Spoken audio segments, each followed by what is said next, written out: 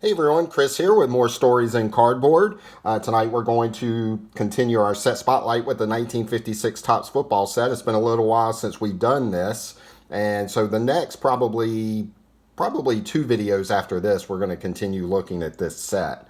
So the first card we're going to look at is card number 51, which is Ted Marchibroda of the Pittsburgh Steelers.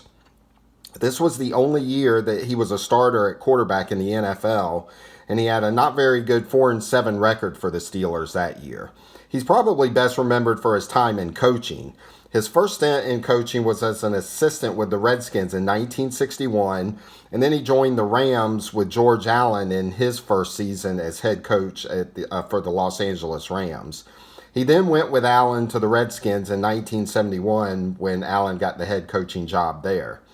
Marchibroda's first stint as a head coach was for the Baltimore Colts in 1975. In his first 3 years there, he led them to divisional round playoff games, but lost to some of the powerhouses in the AFC. In 75 and 76, they lost to the Steelers, and then in 1977, they lost to the Raiders. Then in the late 80s, he landed with the Buffalo Bills on Marv Levy's staff and invented the K-gun offense in Buffalo, which was kind of a hurry-up style offense that would be used to energize the Bills' offense in what was one of the more exciting offenses to me in NFL history. And the Bills would play in 4 Super Bowls. Unfortunately, they lost all 4 of those Super Bowls. He later was the head coach of the Indianapolis Colts and was also the first coach of the Baltimore Ravens.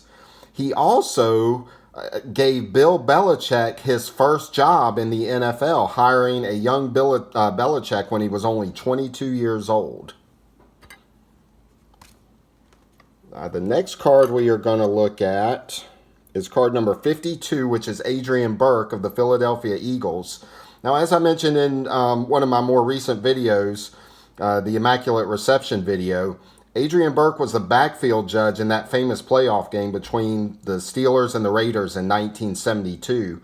And he's the one that actually signaled the Immaculate Reception as a touchdown. He also, along with 7 other players, holds the record for throwing 7 touchdown passes in an NFL game. But here's something I really like about this card: the white football. The white football was used sporadically during night games to offset bad stadium lighting in a few of the earlier football games. They were also used frequently by teams in the old AAFC from 1946 to 1949. But the white ball would hit the big time in the NFL in 1950 when it was used on opening night, when the defending 1948 and 49 NFL champion Philadelphia Eagles would host the Cleveland Browns, who had just merged along with the 49ers, the Colts, and the Rams from the AAFC into the NFL. This was a huge game in NFL history, but as it is when these kind of teams or these leagues that are not considered up to par with the NFL, the Browns came in, they upset the Eagles, and the white football was used for all night NFL football games from 1950 to 1955. And with teams with white jerseys kind of having an unfair playing advantage with the white football, the NFL decided to get rid of it at the end of the 1955 season. So one of the things that I really like about this card is it is the last appearance of the white football on a regular issue football card. Again, this is one of those cards that kind of shows that even though it's a common football card, there's a lot more to the story with this card if you just dig down a little bit. And next card we have is card number 53, which is Frank Gifford. Some of my favorite cards from the 1956 Topps football set are cards of the New York Giants. For one, I love the red background and how it contrasts with the blue jerseys. And it makes for cards that just pop to me. But also, this is the year that the Giants won the NFL championship. Now, Gifford would also lose 18 months of his football career after suffering an injury in one of the fiercest hits in NFL history in 1960 at the hands of Chuck Bednarik. Now, Gifford was many things. He was an All-American at USC. He was a Hall of Fame NFL player. He was an actor, a Hollywood pitchman. He was husband to Kathy Lee. But for a certain generation of football fans from 1971 to 1997, he was part of a cultural extravaganza every Monday night. Monday Night Football. And now, my personal favorite Monday Night Football team that brings back great memories for me was that of Frank Gifford along with Don Meredith and Howard Cosell. During the 1970s and the early 80s, to me that just, it was Monday Night Football, and it was just can't miss TV. Well, the next card we have is card number 54, which is Charlie Toogood of the Los Angeles Rams. Now, I couldn't find a whole lot about Charlie Toogood, but what I did find about him is he is a member of the Nebraska Football Hall of Fame. He had a 7-year career in the NFL, and he was on the 1951 Rams championship, NFL championship football team also. Now, the last card we have here, I love this card. And to me, this is one of the more underrated football players from the 50s. This is card number 55 of Tobin Rote of the Green Bay Packers. Rote is the cousin of former Giants player Kyle Rote. Rote played 7 years with the Green Bay Packers. Now, during this time, the Packers were not very good. And a lot of that was because of the defense. The Packers had one of the worst defenses in the NFL during his 7 years there. Now, during his 7 years, he led the NFL 3 times in rushing yards and 5 times in rushing touchdowns during that 7-year period. But also during this 7-year period, he was 3rd in the NFL for touchdown passes behind only Bobby Lane and Norm Van Brocklin. Those are the only 2 guys that had more touchdown passes than him in that 7-year period.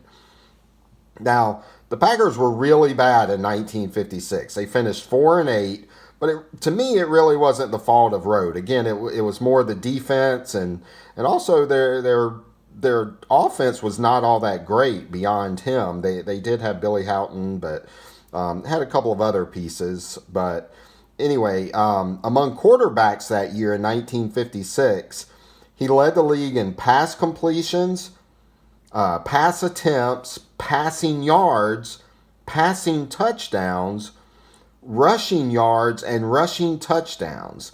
He was also 2nd overall in the NFL for rushing touchdowns behind Rick Caceres. He accounted for 29 touchdowns in 1956. And the entire Packers team only scored 35 touchdowns, and he accounted for 29 of them. Now, at the time, this was an NFL record, and ended up remaining an NFL record for a 12-game season. Now, in 1957, Rote was traded to the Detroit Lions, and he split time at quarterback with Hall of Famer Bobby Lane. And he was actually outplaying Bobby Lane in just about every facet of the game that season. And then in the 11th game of the season, Lane broke his ankle, and at this point, it was all up to Rote for the rest of the season. The Lions ended up finished tied with the 49ers for the division title, so they ended up playing a playoff game to see who would meet the Browns in the NFL championship. And after trailing 27-7 in the 3rd quarter, Rote rallied the Lions for a 31-27 victory. Now, in the championship game against the Browns, he threw for 4 touchdowns and rushed for another touchdown as the Lions easily beat the Browns. I think the score was 51-10 or something like that year. One of the things that I think is often overlooked with Tobin Rote and his skill set too, he was a great running quarterback. I mean, he was really a fantastic runner. He kind of had like a style of running like a fullback, but he was not only a good passer, but he was a great runner as well. Now, before joining the AFL and playing for the Chargers, he played 3 years in the Canadian Football League and led that league in passing all 3 years. Then in 1963, he led the Chargers to the AFL Championship, becoming the first and still the only player to win the only quarterback to win a championship in both the NFL and the AFL. Then in 1964, they got back to the AFL championship against the Buffalo Bills, but Lance Allworth, their future Hall of Famer, missed the game with a knee injury. And then star running back Keith Lincoln was knocked out of the game in the first quarter with a rib injury.